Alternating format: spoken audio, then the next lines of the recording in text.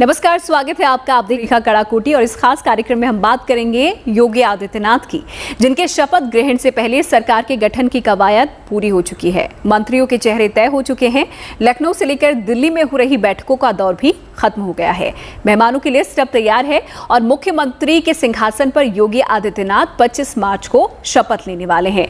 तो चलिए, राज तिलक के राजयोग से जुड़े हुए ग्रह नक्षत्रों की चाल पर हम नजर डालेंगे। इस दौरान हमारे साथ स्टूडियो में खास मेहमान भी मौजूद हैं। हमारे साथ है ज्योतिषाचार्य नंदिता पांडे जी, हमारे साथ है प्रतीक भट्ट जी, इसके अलावा हमारे साथ संजय शर्मा जी भी जुड़े हुए हैं, हमारे साथ राजकुमार शास्त्री जी हैं और हमारे साथ वाराणसी से पंडित दीपक मालवी जी भी जुड़े हुए हैं। आप सभी का बहुत बहुत स्वागत है इस खास शो में। तो चलिए, चर्चा हम ग्रह नक्षत्रों पर करेंगे, लेकिन उससे पहले बता दें कि योगी आदित्यनाथ के शपथ ग्रहण समारोह के लिए शुभ दिन, शुभ घड़ी, शुभ जगह का चुनाव कर लिया गया है। अब शपथ जैसे शुभ काम की अगर शुरुआत हो रही है तो शुभ काल और शुभ मुहूर्त उसमें देखा जाता है और कहा यह जाता है कि अगर शुभ मुहूर्त में इस तरीके के काम हो तो वो ज्यादा फलदायी होते हैं। आइए दिखाते हैं आपको इस रिपोर्ट में।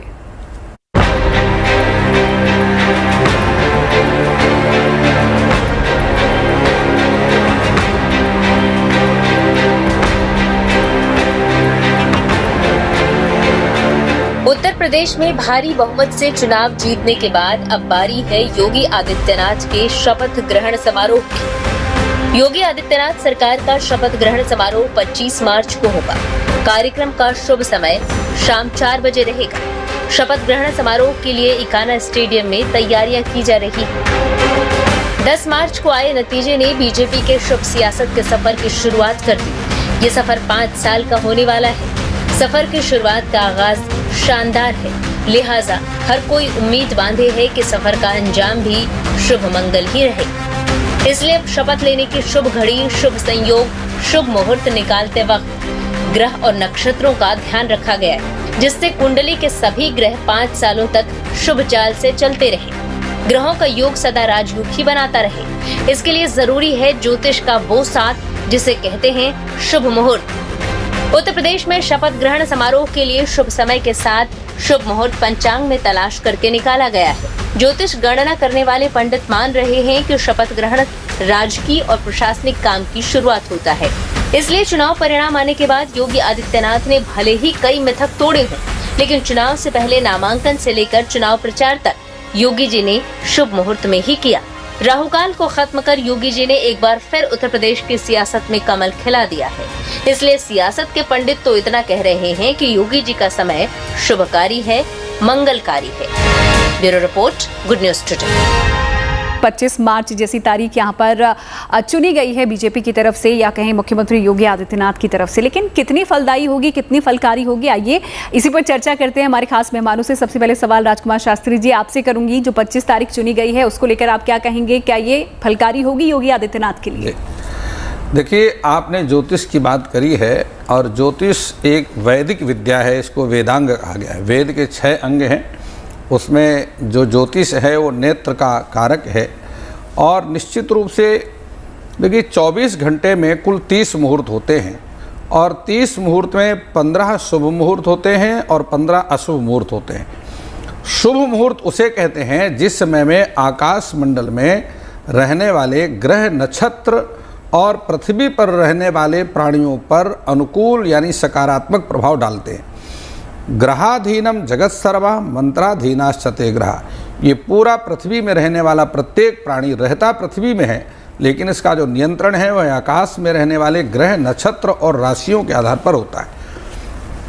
यहाँ पर जो 25 तारीख शुक्रवार अष्टमी तिथि और मूल नक्षत्र में धनु राशि का उदय हो रहा है, मैं समझता हूँ कि इससे और बढ़िया मुहूर्त कोई हो नहीं सकता था। इस समय पर सूर्य भगवान उत्तरायण की गति में है। देखिए, यदि इसको, क्योंकि हमारे जो मुहूर्त हैं इनका संबंध जन्म नक्षत्र से भी होता है और नाम राशि से भी होता है, यानी जन्म राशि और नाम राशि, इन दोनों के आधार पर मुहूर्त का निर्णय किया जाता है। आदित्यनाथ जी की कुंडली को के आधार पर यह मुहूर्त जो निकाला गया है बहुत श्रेष्ठ मुहूर्त है, क्योंकि आदित्यनाथ योगी जी की कुंडली में वर्तमान समय में फरवरी 2017 से लेकर के 2024 तक केतु की महादशा रहेगी। और केतु की महादशा में उन्होंने प्रथम बार चुनाव लड़ा और मुख्यमंत्री बने, केतु ने उनको राजयोग दिया। दूसरी बार पुनः केतु की महादशा में ही वो चुनाव लड़े और पुनः जीत करके मुख्यमंत्री की शपथ ग्रहण कर लेने जा रहे हैं। और यहाँ पर जो अंक है 25 तारीख, चूंकि मैं इसका पूरा कनेक्शन कुंडली के साथ में मुहूर्त को संबंध को जोड़ रहा हूँ, 25 तारीख जो है यह 7 अंक बनता है 25 से, और यह भी केतु का अंक है। विषाद कत्री धनधान हंत्री सर्वापदाम विश्वनर्थ धात्री भयंकरी रोग विपद विधाती केतु दशास्यात् किल जीवहंत्री। यद्यपि चूंकि इनकी कुंडली में केतु चंद्र राशि के आधार पर यदि हम देखते हैं तो छठे भाव पर आ जाता है, और छठे भाव पर बैठ करके राहु या केतु अष्टलक्ष्मी योग के साथ में शत्रुहंता योग का निर्माण कर देते हैं। तो इस प्रकार से 2 मुहूर्त बन रहे हैं, और केतु के ही अंक में, केतु की ही महादशा में शत्रुहंता योग का निर्माण जो हो रहा है, इससे और श्रेष्ठ मुहूर्त कोई दूसरा हो नहीं सकता है। चंद्रमा की स्थिति बहुत अनुकूल है। लग्नेश, चूंकि लग्न का स्वामी सूर्य है, सिंह लग्न में इनका जन्म है, और वह जाकर के अष्टम भाव पर बैठ रहा है। अष्टमम आयुषा स्थानम अष्टमादष्टमम चेत तयोरपि व्यय स्थानम मारक स्थान उच्यते।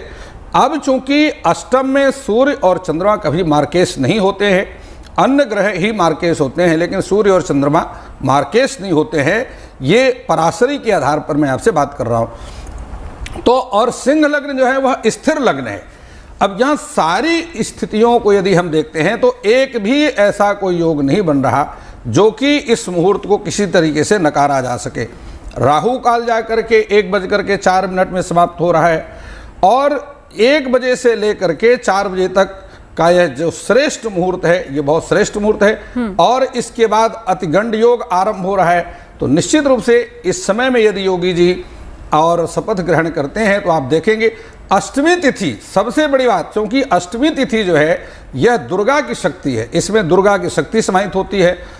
शासन और प्रशासन के जितने भी कार्य हैं और कठोर निर्णय लेने के जो कार्य हैं, वो सभी के लिए अष्टमी तिथि बहुत ही सपोर्ट मानी जाती है, बहुत बलकारी हो जाती है। 25 तारीख कह सकते हैं। 25 तारीख को अंक के साथ तिथि ने और भी अधिक मुहूर्त में जान नंदिता जी, आपको क्या लगता है, ज्योतिष गणित आपका क्या कहता है, 25 तारीख का 25 मार्च को जो योगी आदित्यनाथ शपथ लेने वाले हैं, उनके लिए आगे कितना अच्छा वो रहने वाला है इन 5 सालों में? जी, राजकुमार शास्त्री जी ने काफ़ी कुछ इस बारे में बोला। कुछ बातों से सहमत हूँ, कुछ बातों से सहमत नहीं हूँ। पहली बात तो योगी आदित्यनाथ जी जिस समय शपथ ले रहे, जैसे उनका इलेक्शन का था उस समय मैंने कहा था कि पूर्ण रूप से बहुमत में आएंगे, इसमें कोई शंका नहीं है। केतु की इनकी महादशा है, शत्रुहंता इनका योग बन रहा है, और बाकी भी इनके योग इनको सपोर्ट कर रहे थे उस समय।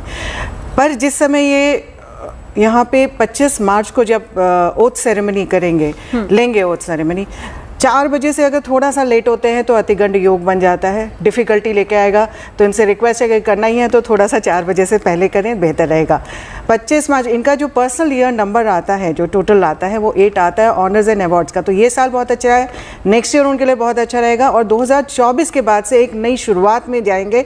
बिल्कुल कम्प्लीटली उनका एक हो सकता है कि कॉम्पिटिशन लेवल उनका बहुत एस्केलेट हो जाए, बहुत हायर लेवल में चले जाए। तो ये 25 मार्च जो अभी इस समय दिखा रहा है ओथ के लिए, वो उनको एक एग्जॉल्टेड उसमें स्टेट में लेके आ रहा है, लेकिन एक नई शुरुआत 2024 के बाद दिखाता है। जिस समय ओथ सेरेमनी हो रही है और केतु से प्रभावित है पूरा दिन, पर्सनल ईयर नंबर भी केतु से प्रभावित है, 7 का नंबर है। तो इस समय इनको जितना ये रिलीजन से रिलेटेड, जितना रिसर्च से रिलेटेड, जितना सेहत से रिलेटेड, हेल्थ एक्टिविटी से रिलेटेड कार्य करेंगे, उतना ज़्यादा ये सक्सेस में रहेंगे एज अ CM। और एडमिनिस्ट्रेशन से रिलेटेड लग्न जो है स्थिर लग्न है, लेकिन लग्न का स्वामी अष्टम में जब जाता है तो कहीं ना कहीं पे कुछ कॉन्फिडेंस इश्यूज में भी प्रॉब्लम्स क्रिएट करता है। या तो आपका ओवर कॉन्फिडेंस होगा, उस वजह से आपको परेशानियां होंगी, या किसी ना किसी बात की वजह से आपके ऊपर क्वेश्चनिंग होगी एडमिनिस्ट्रेशन के डिसीजन को लेकर के, या फिर हेल्थ एडमिनिस्ट्रेशन के डिसीजन को लेकर। तो इस चीज़ का ध्यान रखने की आवश्यकता है।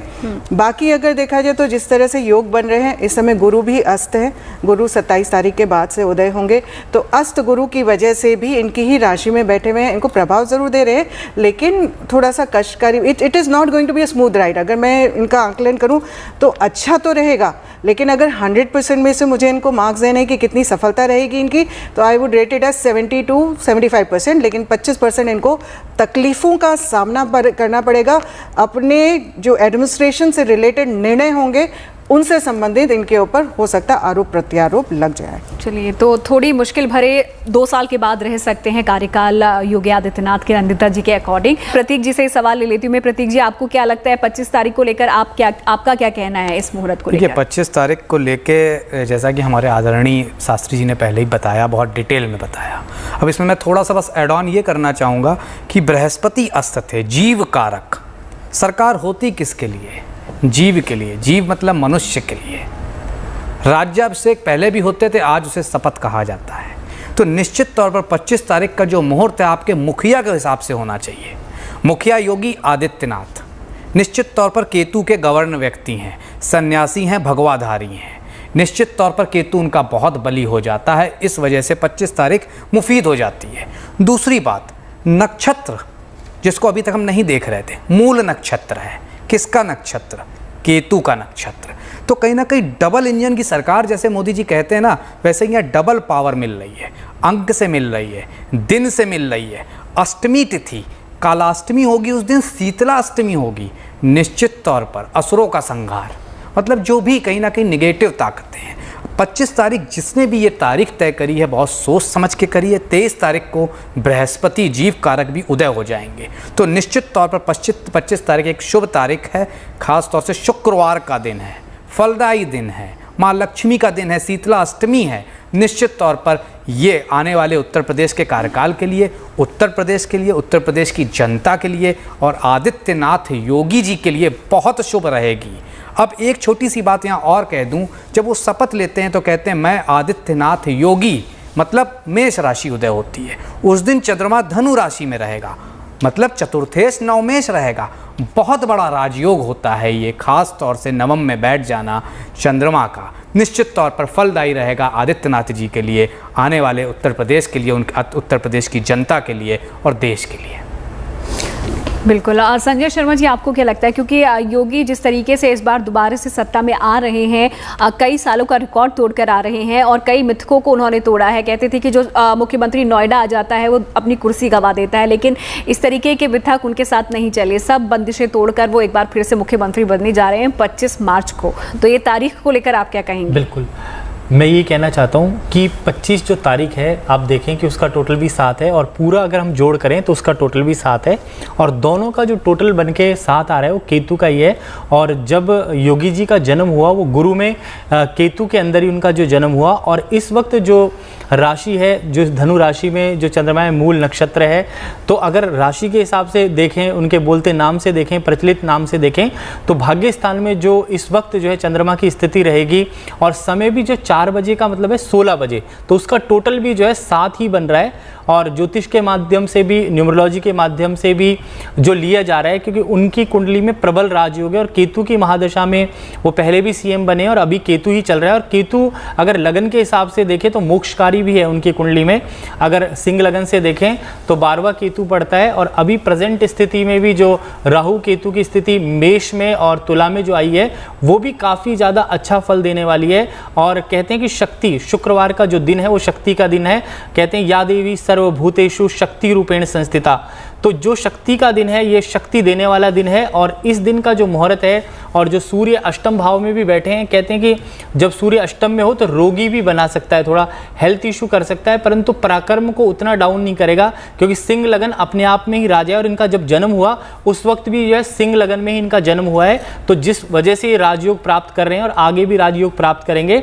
और इनकी कुंडली में 92 से पहले जो भी इलेक्शन लड़े या हारे होंगे उसके बाद से इनकी जो है जीत की शुरुआत होती हुई आई है। और केतु के बाद इनकी जो दशा आ रही है वो शुक्र की आ रही है, तो उसमें भी इनके प्रबल राजयोग रहेंगे। और जो इनकी कुंडली और ये समय है जो जिन्होंने भी निकाला है, मेरे हिसाब से स्थिर लगन का समय है और ये स्थिरता से राज करेंगे। और 2025-26 तक का जो समय काफ़ी उत्तम रहेगा। और अभी केतु की जब तक महादशा है, क्योंकि इनका जो जन्म भी हुआ है गुरु में केतु में हुआ है, इस कारण से काफ़ी स्थिरता से जो राज भी करेंगे। स्वास्थ्य की दृष्टि से मुझे लगता है कि थोड़ा बहुत खराब रह सकता है, परंतु जो ग्रह स्थिति है और स्थिरता है ग्रहों में और गुरु का उदय होना जो है, ये सारी जो ज्योतिष के माध्यम से हम देख पा रहे हैं, ये सारी जो गणनाएं मिल रही हैं उसके हिसाब से बड़ा अच्छा उत्तम मुहूर्त है और इसमें बहुत ही ज़्यादा लाभ होने वाला है। उत्तर प्रदेश की राशि भी जो है वृषभ बनती है और जिस स्टेडियम में हो रहा है उसकी राशि भी जो है वृषभ राशि है। तो ये सारे संजोग मिलाकर के अगर हम देखें तो काफ़ी बढ़िया और उत्तम रहने वाला है। चलिए, सभी की तरफ से कहा जा रहा है कि जो 25 मार्च का चयन किया गया है, चुनाव किया गया है, जो तारीख यहाँ पर शपथ ग्रहण के लिए, वो तारीख शुभ रहने वाली है। दीपक मालवीय जी हमारे साथ जुड़े हुए हैं, पहले बात नहीं हो पाई थी। दीपक मालवीय जी, आपको क्या लगता है, क्योंकि हमारे साथ जो भी मेहमान बैठे हुए हैं सबका कहना है कि 25 तारीख का जो चयन किया गया है बिल्कुल ठीक किया गया है शपथ ग्रहण के लिए। नमस्कार। 25 तारीख मार्च का जो चयन किया गया है उत्तर प्रदेश सरकार की गठन के लिए, मैं ये कह सकता हूं कि इस मास में खरमास चल रहा है। मीन सूर्य जो है मीन राशि में संक्रमण कर रहे हैं। तो ऐसी परिस्थितियों में हम लोग के यहाँ तो शुभ कार्य करने के लिए, वैवाहिक मांगलिक कार्य करने के लिए मना किया गया है, परंतु ये कह सकते हैं कि युद्ध को प्रारंभ करने के लिए और राज्याभिषेक करने के लिए इन सब में बहुत मुहूर्त का महत्व नहीं दिया जाता। 25 तारीख को अष्टमी तिथि है, जिसे माँ भगवती दुर्गा की तिथि मानते हैं और स्वास्थ्य की देवी शीतला का पूजन भी किया जाता है। तो इस दिन जो ग्रहों की स्थितियां बन के सामने आएंगी, जो हमें दिखाई पड़ रही है, ये मूल नाम का नक्षत्र है, ये क्रूर नक्षत्र है और शासन क्रूर होना चाहिए, शासन को कठोर निर्णय करना चाहिए। योगी जी की कुंडली को हम लोगों ने ध्यान से देखा है, चुनाव से पहले भी इस पर चर्चा हुई है। सिंह लग्न की कुंडली है और इनकी कुंडली में जो परिस्थितियां हैं इसमें केतु राजयोग प्रदायक है। ऐसा कहा गया है कि द्वादश भाव का केतुम कुलस्योन्नति, ऐसे लोग अपने कुल की बड़ी उन्नति करते हैं और इनको मोक्ष प्राप्त होता है। धर्म इनके रगों में बसा हुआ होता है। ऐसा हम कह सकते हैं केतु की महादशा में आपको मुख्यमंत्री पद प्राप्त हुआ और आगे जब हम देखेंगे तो 20 वर्ष की इनकी 2024 में शुक्र की महादशा प्रारंभ होगी। यह भी राजयोगकारी होगी। निश्चय ही यह दिन इनके लिए शुभ हो और सिंह लग्न 3:06 से 5:20 तक है, जो पंचांग दिखने से ज्ञात होता है। तो सिंह लग्न में मेरा ऐसा अनुभव है कि अंदाज है कि इसी मुहूर्त में उनको शपथ ग्रहण करना चाहिए। हो सकता है कि वो दोपहर का समय अभिजीत मुहूर्त का भी निर्णय करें। हम लोग इसे आगे देखेंगे। बिल्कुल। पंडित दीपक जी ने, राजकुमार शास्त्री जी जो बात कही, हम पहले भी एक शो कर रहे थे, उस दौरान भी हमने अभिजीत मुहूर्त का जिक्र किया था कि 12 बजे के आसपास या दोपहर के वक्त अगर शपथ ग्रहण कोई होता है, इस तरीके का शुभ कार्य होता है तो वो ज़्यादा अच्छा होता है। तो इस खास कार्यक्रम में रुकेंगे एक छोटी सी ब्रेक के लिए, कहीं मत जाइएगा, चर्चा आगे भी जारी है, बने रहिए गुड न्यूज़ टुडे के साथ।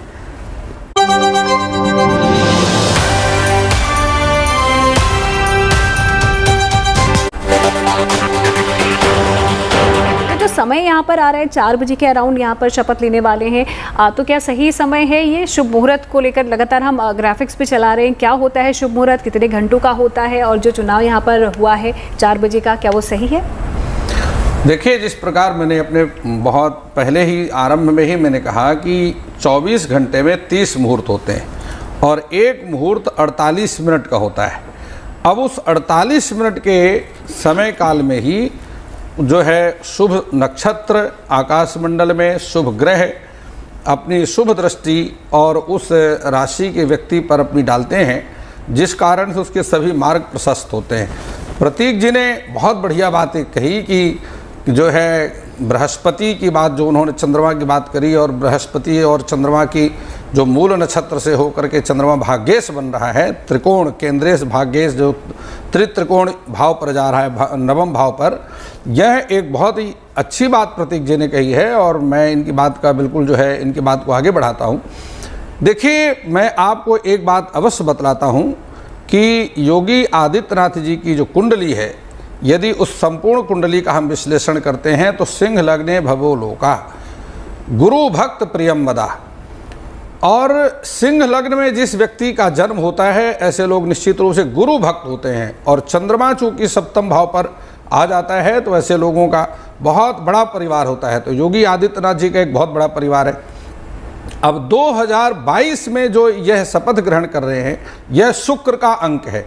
अब शुक्र के अंक में जो शपथ ग्रहण हो रहा है, तो यहाँ पर योगी जी को उनकी कुंडली के आधार पर और वर्ष के आधार पर मैं यहाँ पर दोनों को देख रहा हूँ, सम्मिश्रण करते हुए मैं देख रहा हूँ कि इस वर्ष वह निश्चित रूप से महिलाओं के हित के कार्य बहुत सारे करेंगे और उनके प्रायः सभी जो निर्णय हैं वो शिक्षा से संबंधित होंगे और जो असामाजिक तत्व हैं उन असामाजिक देश विरोधी ताकतों का दमन करेंगे।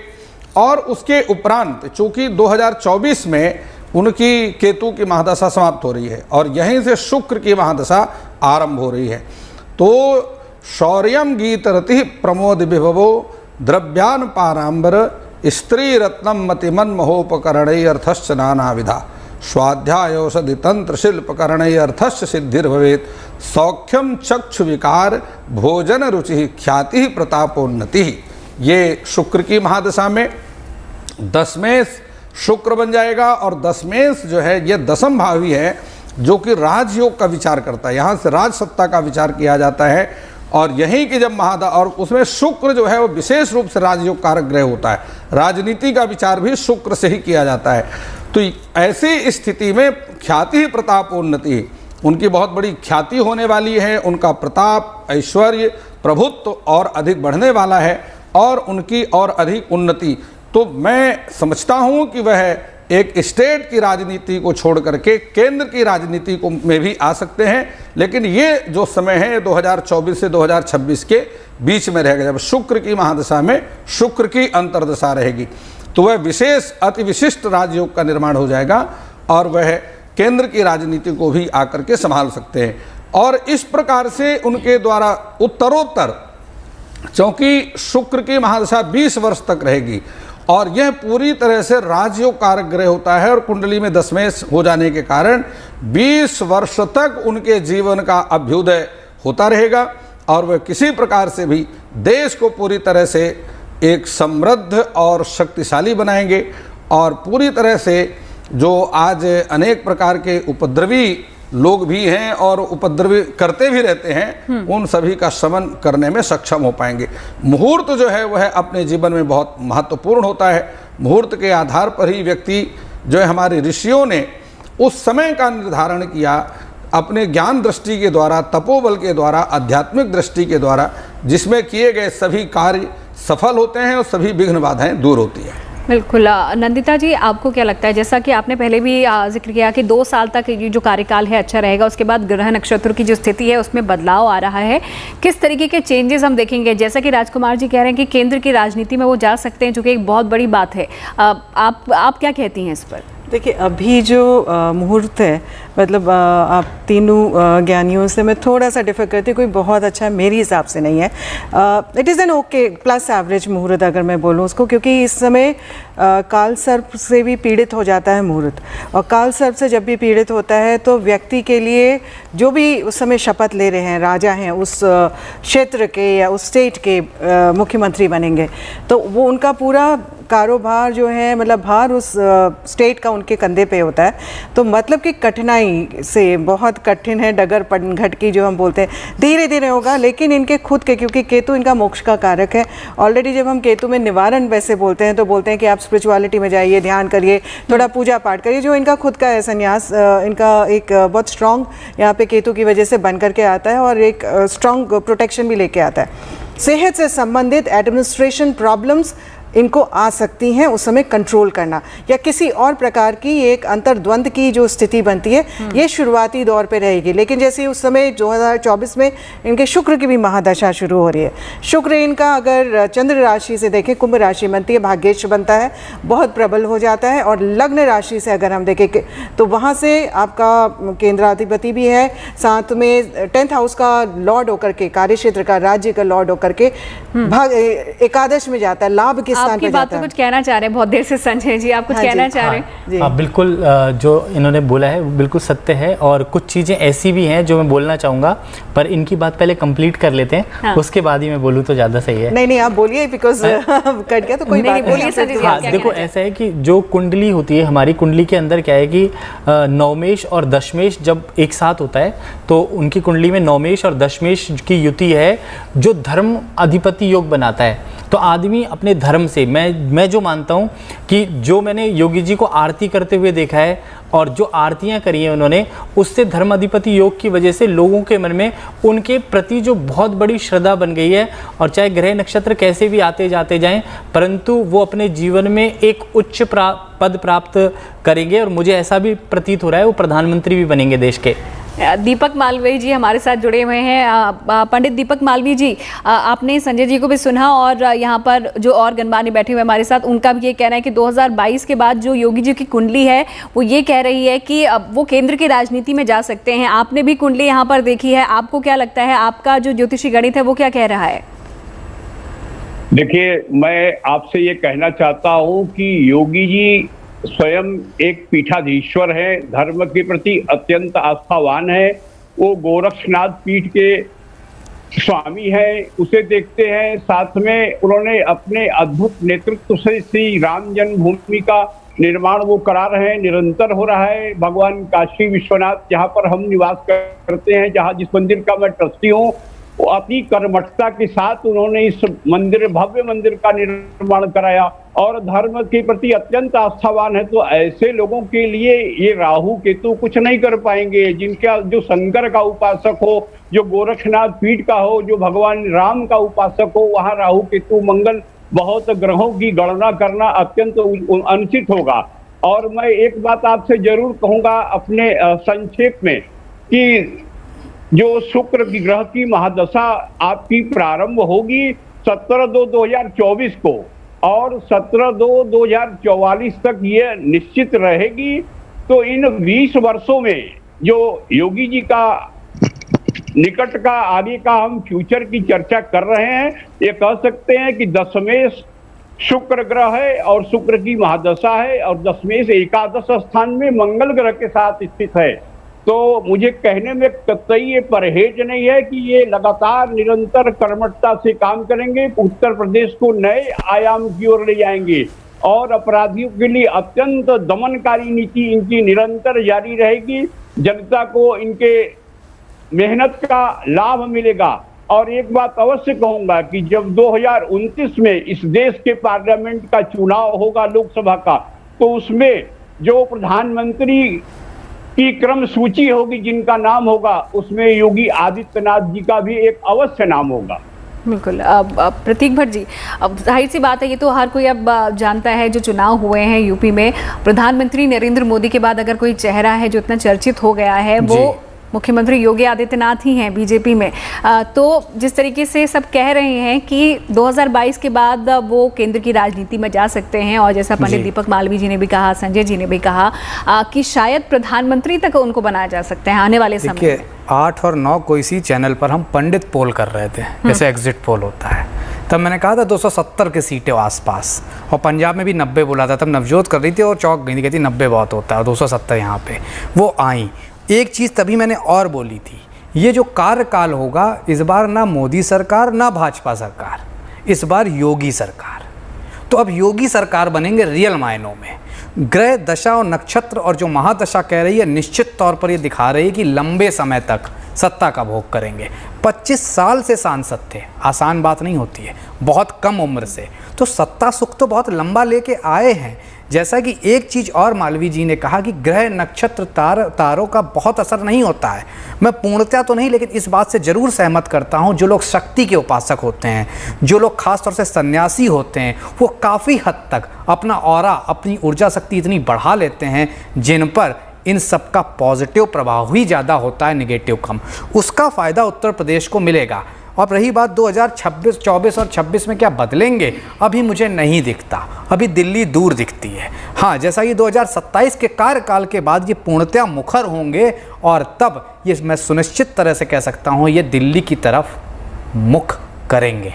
दूसरी चीज़, यहाँ पे एक और बात चल रही थी काफ़ी देर से कि सिंह लग्न की कुंडली, मैं यहाँ पे और क्लियर कर देना चाहता हूँ, अभी तक कहीं पर भी समय नहीं डिसाइड किया गया है। चर्चाएं हैं कि 4 बजे के आसपास वो शपथ ग्रहण ले सकते हैं। हमें याद रखना होगा 3:17 तक विजय मुहूर्त है, 1:20 से लेकर 3:17 तक, और हो सकता है 3 बजे के आसपास वो शपथ ले लें जब कर्क लग्न बनेगी। यहाँ पर एप्पल से एप्पल कंपैरिजन करें योगी जी और अखिलेश की कुंडली की, तो निश्चित तौर पर पहली एक लाइन में समेटना चाहूँगा, राजयोग ओवर अखिलेश यादव के लिए।